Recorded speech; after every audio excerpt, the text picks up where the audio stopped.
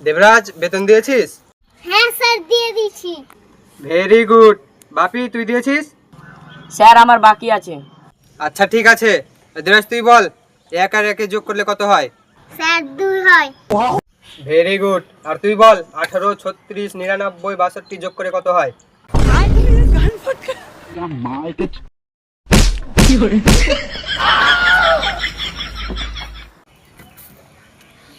ওই তুই তোর গ্রামের নাম বল। লুকাইপুর। এবার তুই বল গান্ধীজির বাবার দাদুর নাম কি আছে বল। গান্ধীজি বাবার নাম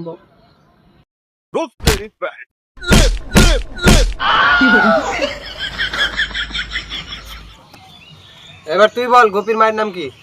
সুবর্ণা মণ্ডল। বাহ, এটা হলো ছাত্র।